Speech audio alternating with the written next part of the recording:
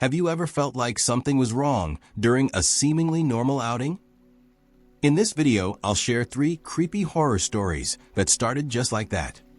So grab your coffee and get ready for a journey into the unknown. My cousin Kate has been in the Coast Guard for almost a decade. She is not someone who makes things up or lies. On the contrary, she is one of the most straightforward people I have ever met. She is extremely reasonable, not superstitious, not interested in fear, just a boat and a regular guy. She told me this story in the summer of 2023. I asked her to repeat it many times because it was so strange. And each time, the details were the same. In 2015, a lighthouse off the coast of Maine was put on a 2E maintenance cycle. It was called Martinus Rock and it was really isolated. Only a boat or helicopter could get there. It is a rugged rocky island with only one flare and a support building for maintenance and fuel. There is no power grid, no plumbing, and almost no phone coverage. The automated lighthouse requires manual maintenance from time to time, which explains why. The Coast Guard deploys troops here about once a year. Normally, this was a solo trip, but a year ago, there had been some strange electrical problems. As a result, they decided to send Kate and another man named Rizal on the mission. The first days were beautiful, windy, repetitive, and boring. During the day, they kept an eye on the flare. The mechanics checked the spare batteries, recharged the diesel generator, and cleaned the inside metal of salt corrosion. At night, they read books, ate simple meals, and played cards to kill time. It was a quiet trip, but not surprising. There were no signs of danger. Then, on the 4th night, Kate woke up at 2 in the morning with a strange feeling. She was not sick, she was not in pain, she seemed to be somehow. There is a problem with the atmosphere. Except for the clear, peaceful sky outside, she compared the abnormally thick air to being in a room just before storm. She stood up and looked around. It was depressing. Then something caught her eye. The flare was not rotating. The flashlight was designed to emit a sweeping beam of light every few seconds, even during maintenance. If the light went out, there was serious trouble. After waking Rizal, he got up and took the 2 of them up the small spiral staircase in the tower to investigate. When they reached the top, they discovered that although the beacon's spinning gears were moving, the light itself was not. There was something stuck in the mechanism. Deep inside the gearing was a bulky black cloth that looked like an old blanket or cloak. The whole thing was covered in something slimy and mossy that smelled like rotting seaweed and mold. They were both confused. The door was locked and the windows were closed. No breeze, no birds. So they thought it was a one-time strange thing, took the cloth off, threw it into the wind, and went back to sleep because it didn't make sense. The next night, the same thing happened. Again, when Kate woke up just after 2 o'clock, she found that the beacon had stopped spinning. After climbing up, they found another piece of cloth stuck in the same mechanism. However, the type of cloth was different. It was smaller. It looked like an old scarf or shawl. It was red, torn at the edges, and saturated with what looked like ocean water. It even had small crustaceans stuck to it, as if it had just been pulled out of the water. Kate says it's starting to look like a coincidence. They checked the doors, windows, and the supply closet, but everything was safe. They began to wonder if they had been tampered with. Or worse, if the lighthouse had been broken and someone had deliberately tried to disrupt the light. After that night, they began to seal the stairwell with heavy canisters. After the final check mentioned above, they hurriedly closed the flare room and the basement door. But Kate won't try to explain what happened on the 7th night. She said she heard Rizal talking across the room as she lay in bed, trying to sleep. But he wasn't talking to Kate. He was whispering from the corner of the room. Weird, he's disconnected. As if someone was standing there. Kate leaned over and asked what he said. Rizal blinked slowly, as if confused. He promised Kate he wouldn't say anything. But later that night, Kate woke up to see Rizal sitting at the window looking at the pebbles. When asked what he was doing, Rizal said he had seen someone standing there on the ground. The rocks that had barely been seen at the foot of the beacon the night before. When the light came back on, he said it seemed as if someone was watching them and then disappeared. Things started to get worse after that. Rizal got stranger and stranger every day. He stopped sleeping, stopped talking, and would only look out the window for a few hours. When Kate asked Rizal if he was okay, he would mumble that he heard voices in the stairwell or the wall. On the 9th night, they both heard footsteps in those stairs. Instead of the usual creaking from the wind, each slow, deliberate step descended one by one from the signal room above. Kate looked and saw Rizal was standing at the bottom of the stairs, looking up. When she asked, Rizal just looked at her and said he hadn't gone up there. He continued by asking if Kate had gone up. Neither of them did anything. They stood listening until the footsteps stopped. The silence that followed was much worse. That night, they placed a piece of furniture in front of the bedroom door and slept with swords under their pillows. On the 10th night, the signal failed and they woke up again. This time, when they reached the top of the lighthouse, the signal room door was open. It wasn't just broken or unlocked. It was completely open, as if someone had hit it. The wind was howling. Also, the signal hadn't just been closed when it entered. It had been deliberately tampered with. The light bulb was unscrewed and placed in the middle of the area. This product is industrial grade. Just turning it by hand requires work. Kate looked on in horror, but Rizal claimed someone had done it. Then Kate felt something brush against her back. Something cold. She turned, but there was no one around. Rizal looked pale. She pointed to the wall and whispered that she saw a hand coming out of the bricks. As they went down the stairs, they were left alone in the bedroom. Kate hadn't been sleeping at all. Rizal began to mumble to someone she didn't know as she rocked back and forth in the corner. The next morning, Kate called the emergency satellite phone and requested an early pickup, saying there was a major mechanical problem. Even more disturbing was that the boat arrived that afternoon. When they arrived, the crew asked them about the emergency calls. It was made at 2:12 in the morning. Kate hadn't called that morning, however. She didn't even touch the phone until dawn. According to the deckhand, a garbled call came in, with static and a voice saying they had a friend. Then it stopped. Rizal didn't say anything during the return trip. He left the Coast Guard a few months later, but he never told anyone what had really happened there. Kate says she will never return to Martinus Rock, although she does some maintenance there. This happened during the pandemic. They were all really fed up and bored, to the point where they were stuck in their homes with nothing to do. Honestly, since there was nothing else to do on a weeknight during the pandemic, I was single at the time and would watch shows and movies while DMing people on social media. After years of following a girl on social media, I started a conversation with her. Her name was Jessica. We live in Suffolk County, Long Island, New York. Montauk is about an hour away, and the Hamptons are about 20 to 30 minutes away. We were bored, so we decided to hang out one evening. Luckily, she only lives 5 minutes away from me, so I picked her up.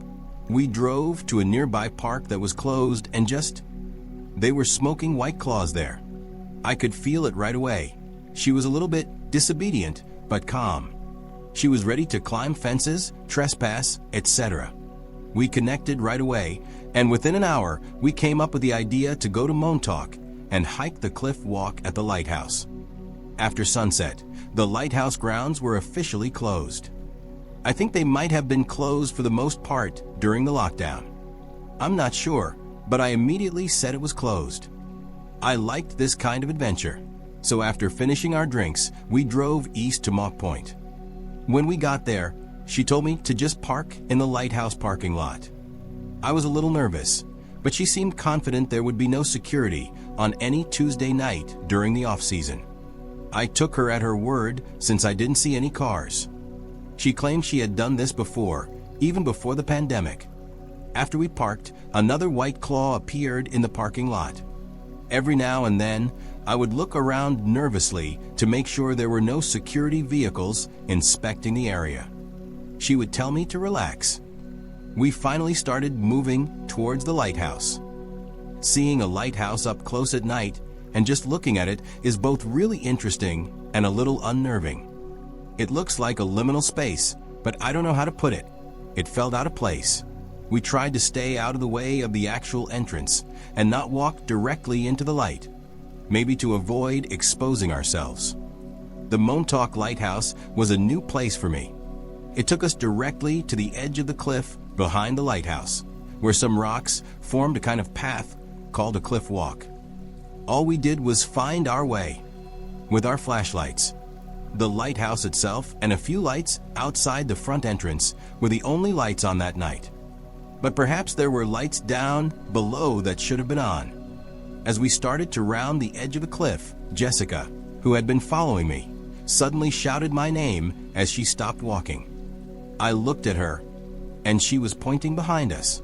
There was a person on the rocks behind us and the light behind her. It was easier to see him when we both shone our lights at him. He had a hooded cloak over his head. He appeared to be a black male, but we couldn't determine his age or any other details about him. I called out to him, and he wasn't moving, but he didn't answer either. He was just standing there. Then I said, "We're leaving. Sorry."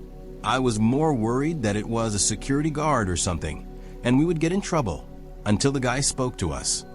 "Do you want to get some water?" he asked. It was quite upsetting to find out that the guy was actually just a stranger and not a security guard. Actually, it was more unsettling than if he had been security. We couldn't figure out why this strange individual was following us, so it was annoying. Why had he come here? "No, man," I replied. "We're doing fine." And I signaled to Jessica to keep moving. I let her get in front of me, and we kept going. We started walking again, and the guy did too. "Are you sure?" or anything like that wasn't even his question. He seemed to be walking at our pace, but he didn't say anything. At this point, sometimes when I looked back using our flashlights, he would be at the same distance. It was the strangest, most unpleasant thing. As a result, the rest of the walk got very tense. We hurriedly reached the end of the cliff walk and pushed through the grass back toward the car. The person from earlier continued to follow us, effectively matching our pace. We heard him calling out to us. His question was something like, "Where are you going?" This man was clearly looking for a conflict. I didn't want to start a conversation, so I told Jessica not to answer either. We walked side by side as we ran toward the car. We also noticed two gentlemen coming up behind us at that moment. We didn't want to run when one of the other men shouted something at us, because if we did, they would undoubtedly chase us. I was never fully sure of their intent. When Jessica and I realized that the three men were now directly above the car, we both shouted and ran inside. We were immediately taken to safety. Two of them had tried to open separate doors just seconds earlier. I put the car in reverse. Basically, it was the only way I could go without hitting them.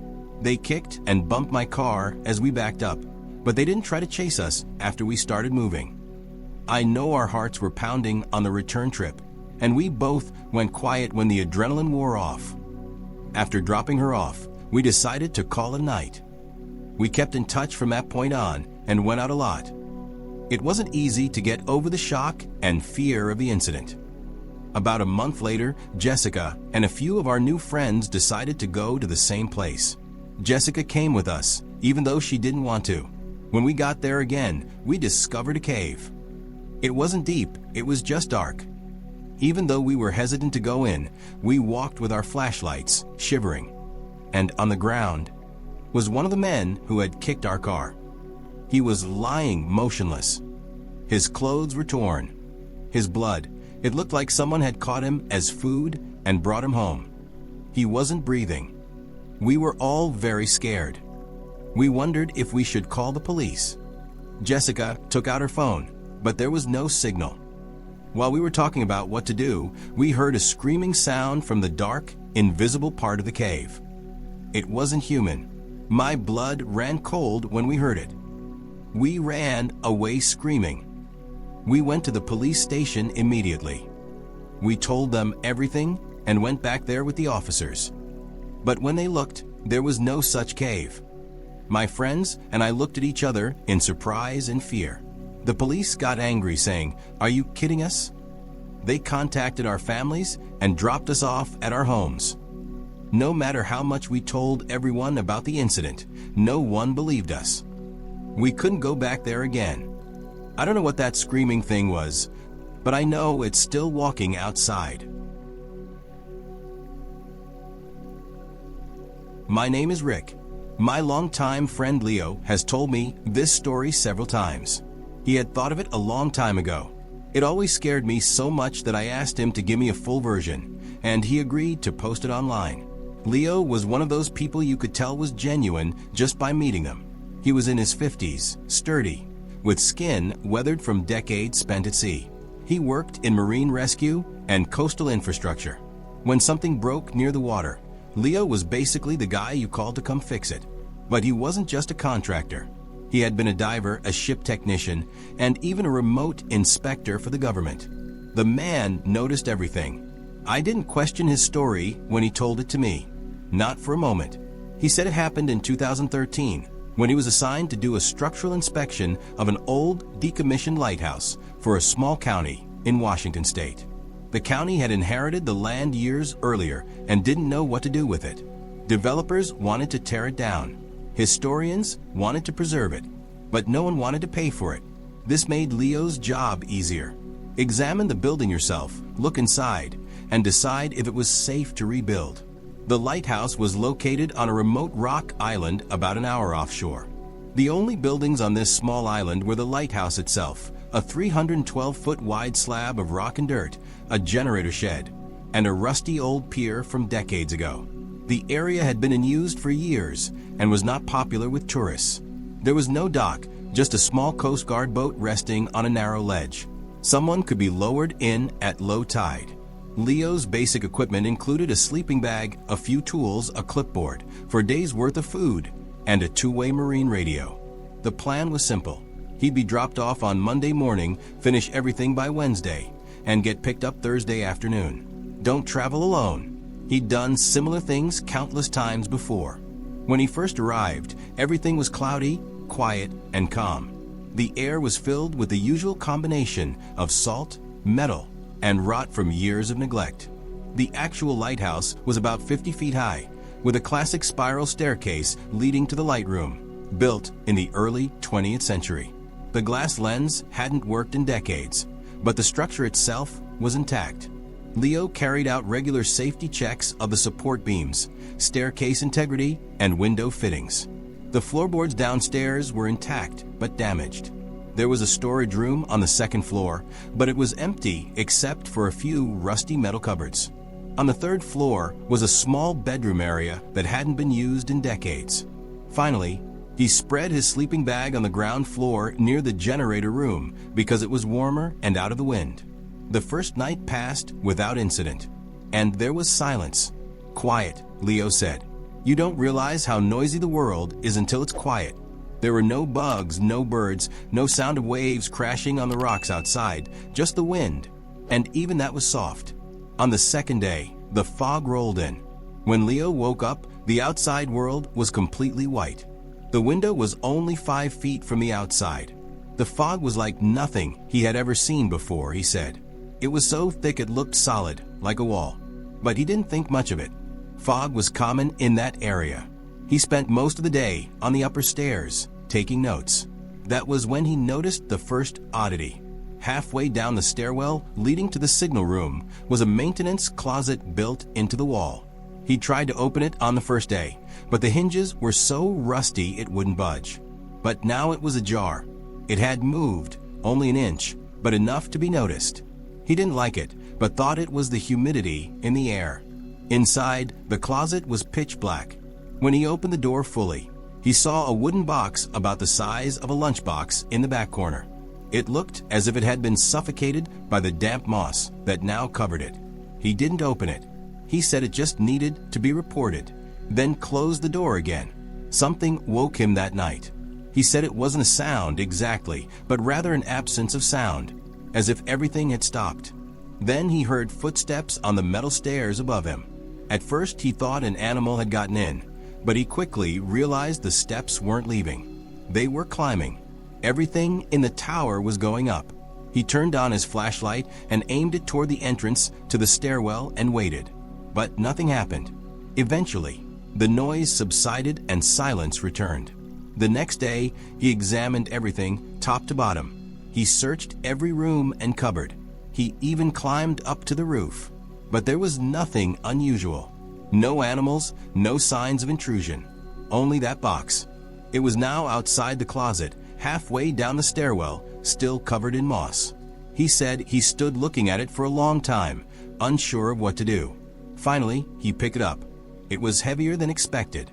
The wood was swollen with moisture, but the lid wouldn't open. It was held shut with nails. Not wanting to pry it open, he left it at the bottom of the stairs and stepped outside for fresh air. That's when he noticed something else. There were footprints near the lighthouse. Wet, bare footprints, not boots or shoes, walking up the north side of the structure to the edge of the cliff, and then down. But they didn't come back. There were only 10 or 12 footprints, and they ended abruptly at the edge, into the water. He stood there for a long time, trying to make sense of it. Someone had probably come ashore, but the only boat had left for the return trip, which wouldn't happen for another day. He considered using the radio to request an early pickup, but the fog was so thick, he doubted they could reach him safely. He went inside, locked all the hatches and doors, and blocked the stairwell with an iron pipe. He tried to sleep after sealing himself in. That evening was terrible. At about 1:52 a.m., he heard the upper signal room door slam violently. Dust shook off the ceiling from the impact. Then there was a knock. 3 light knocks on the inner wall of the tower. Not the door, not the window. The wall. As if someone were standing inside the plaster and knocking on the brick behind it. Leo stayed completely still. He waited until the sound stopped. When the light returned, he double-checked everything. The closet door was open, and the box was gone. Leo turned on the radio and requested immediate evacuation. It was clear he was no longer alone. Although the fog was still thick, he told them it was a medical issue. They said they'd try to get a boat there in a few hours. He packed up and waited on the landing ledge. The fog continued. If anything, it thickened. He sat there for over 7 hours and couldn't see more than a few feet. The sun was setting and the air had cooled. He heard someone walking on the gravel behind him at the base of the lighthouse. But when he turned, he couldn't see anyone, or maybe couldn't make out who it was through the fog. He ran to the edge of the cliff and waited there until he heard a boat whistle in the distance. They picked him up just after dark. Have you ever used Uber? Check out this video before using it.